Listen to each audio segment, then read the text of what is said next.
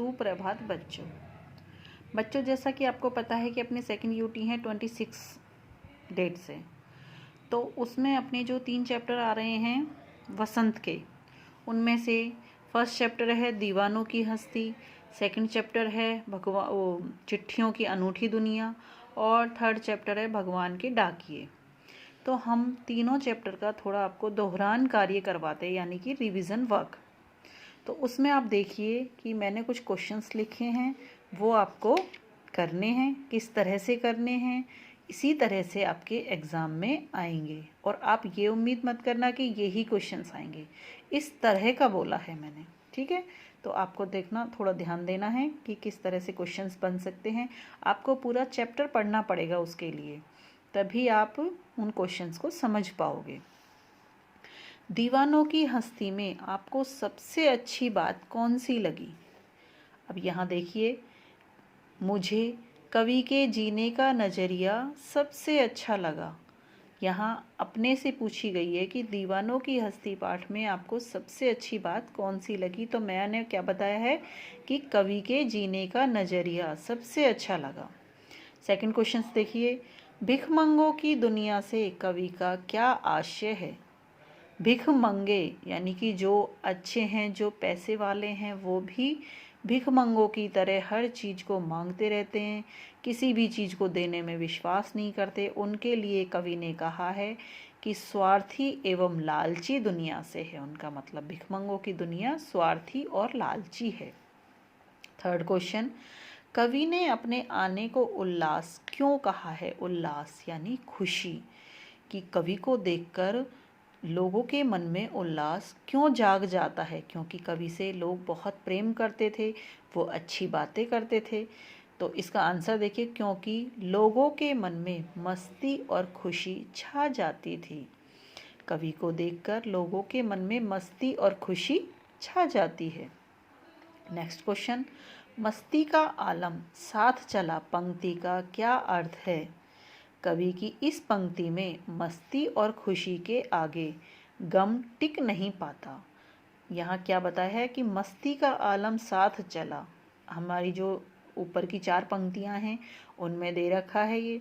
तो यहाँ हम क्या बता रहे हैं कि खुशी के आगे गम टिक नहीं सकता, ये होता है मस्ती का आलम। ये देखिए बेटो, नेक्स्ट चैप्टर है चिट्ठियों की अनूठी दुनिया। उसमें अब देखिए क्वेश्चन, विश्व डाक संघ की ओर से 16 वर्ष से कम आयु के बच्चों के लिए पत्र लेखन प्रतियोगिता कब से आयोजित की गई? इसमें हमें इसका सन लिखना है। कब, क्या है क्वेश्चन? विश्व डाक संघ की ओर से 16 वर्ष से कम आयु के बच्चों के लिए पत्र लेखन प्रतियोगिता कब से आयोजित की गई? 1972 से, ठीक है, 1972 से। नेक्स्ट क्वेश्चन, पत्रों का भाव सब जगह एक सा है पर उनका नाम अलग अलग है। जैसे संस्कृत में पत्र को क्या कहते हैं? कन्नड़ में, तेलुगु में, तमिल में और उर्दू में। तो इसका आंसर देखिए, संस्कृत में पत्र कहते हैं, कन्नड़ में कागद कहते हैं, तेलुगु में उत्तरम कहते हैं, तमिल में कडिद कहते हैं और उर्दू में खत कहते हैं। इस तरह से इनके अलग अलग नाम दिए गए हैं। महात्मा गांधी के पास दुनिया भर से पत्र किस नाम से आते थे?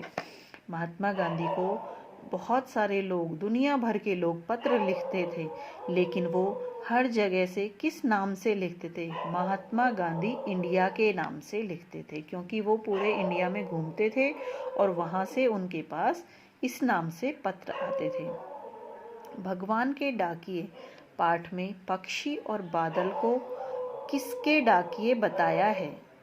भगवान के डाकिये पाठ में पक्षी और बादल को यहाँ भगवान के डाकिये बताया है।